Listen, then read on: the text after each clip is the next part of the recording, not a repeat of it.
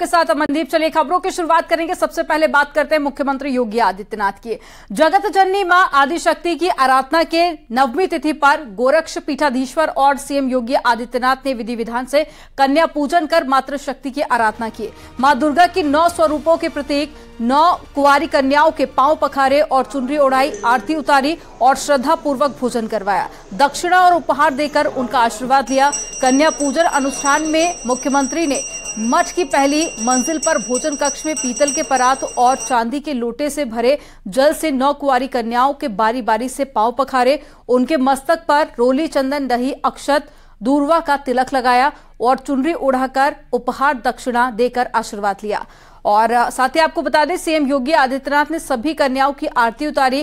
कन्या पूजन कार्यक्रम में सीएम योगी का सानिध्य पाने के लिए नन्ही बालिकाओं और बटुकों का उत्साह उमंग देखते ही बन रहा था। सत्कार और स्नेह के भाव से मुख्यमंत्री ने एक एक कर 9 कन्याओं और बटुक भैरव के पांव पखारे और पूजन किया। इस दौरान सीएम के हाथों दक्षिणा मिलने से काफी खुश बच्चियां नजर आई। तो ये तस्वीरें आपको दिखा रहे हैं। देखिए 5 तस्वीरें आपकी टेलीविजन स्क्रीन पर। पहली तस्वीर पांव पखारते हुए सीएम योगी आदित्यनाथ, दूसरी तस्वीर में कन्या आरती की और कन्या पूजन भी किया अक्षत, रोली, चंदन लगाकर, और चौथी तस्वीर जहां पर सीएम योगी आदित्यनाथ कन्याओं को भोजन कराते हुए नजर आ रहे हैं।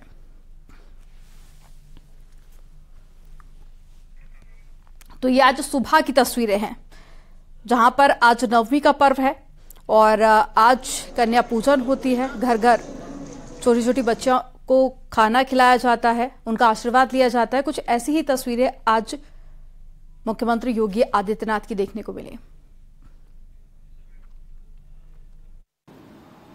आज महानवमी की तिथि, जहां हर सनातन धर्मावलंबी पूजा और अनुष्ठान के साथ जुड़ा हुआ है,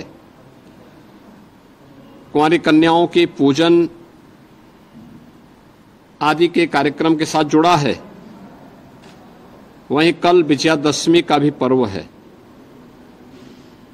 विजयादशमी धर्म, सत्य और न्याय की विजय का पर्व,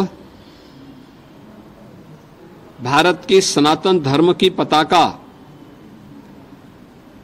की विजय का पर्व, हर काल और हर परिस्थिति में जब भी दुष्प्रवृत्तियां प्रभावी होती हुई दिखाई देती हैं, सनातन धर्म ने हमेशा उस दुष्प्रवृत्ति को चुनौती के रूप में स्वीकार किया और उसका सामना करते हुए लोक कल्याण के लिए, राष्ट्र कल्याण के लिए और मानवता के कल्याण का मार्ग भी प्रशस्त किया है। विजयादशमी का ये पर्व हम सबको इस बात की प्रेरणा प्रदान कर रहा है। प्रभु श्री राम की दुराचारी रावण पर विजय के महापर्व के रूप में हम लोग विजयादशमी के इस आयोजन को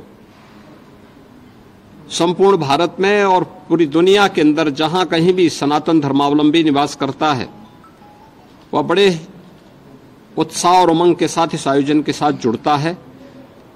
रामलीलाओं के आयोजन हो रहे हैं, जगह जगह अनेक प्रकार के आयोजन इस अवसर पर हो रहे हैं। विजयादशमी का पर्व भी पूरे प्रदेशवासियों के लिए मंगलमय हो, मैं इसकी शुभकामनाएं प्रदेशवासियों को देता हूं।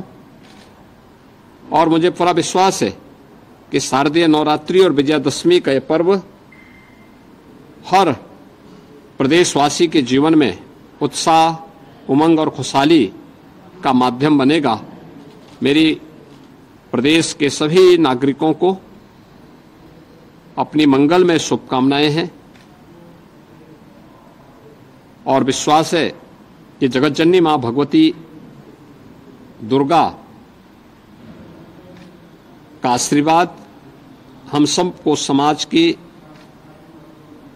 एकता के लिए, सशक्तिकरण के लिए, मातृशक्ति के सम्मान के लिए प्रेरित करेगा और प्रभु श्री राम का विराट व्यक्तित्व हर प्रदेशवासी को सत्य, धर्म और न्याय के पथ पर चलने की निरंतर प्रेरणा देता रहेगा।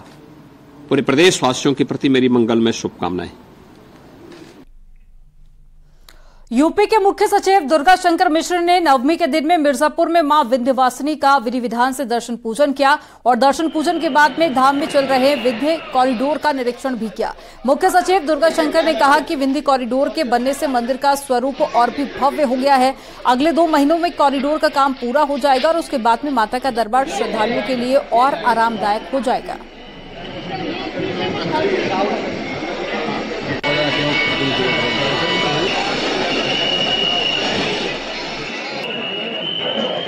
आज मैंने यहाँ पे विंध्य कॉरिडोर का सारा बहाना किया। देखिए कि कितना भव्य स्वरूप निकल करके आ रहा है इस मंदिर का।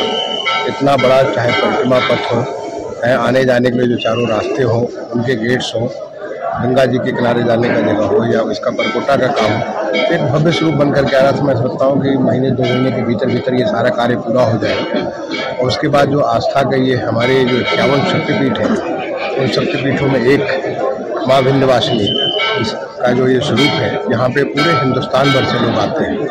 हमारे प्रदेश के तमाम सारे इलाके से लोग आते हैं। वो लोग आए और अपनी आस्था और अपनी भावना के साथ यहाँ पे माँ को अपना प्रार्थना अर्पण कर सके, उसके लिए अच्छा इंतजाम हुआ।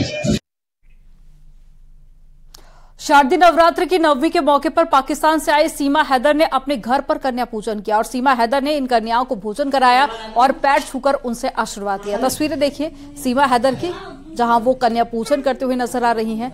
साथ ही हाथ में चुनरी बांधकर पैर पड़कर कन्याओं का आशीर्वाद भी लिया।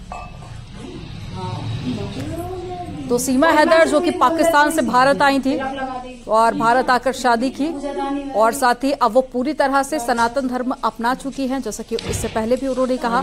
और अब हर एक हिंदू पर्व वो काफी ज्यादा उत्साह के साथ में मनाती है।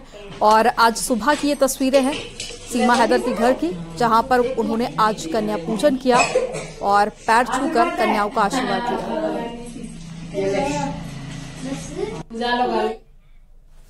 9 दिन मैं व्रती रही। आज नवरात्रि का 9वां दिन था और मैंने कन्या भोजन कराई। बहुत अच्छा लगा मुझे और यही सुंदरता है हमारे भारत महान की। और ये चीज़ मैं कहना चाहूँगी कि पाकिस्तान में बेटियाँ बेची जाती हैं तो भारत में बेटियों को पैर पूजे जाते हैं। पूरे 9 दिन देवी माना जाता है। बहुत अच्छा लगा मुझे। हमारा भारत महान है और यहाँ बेटियों को, औरतों को, महिलाओं को देवी माना जाता है। यही खूबसूरती है भारत की। हिंदुस्तान जिंदाबाद, जय भारत।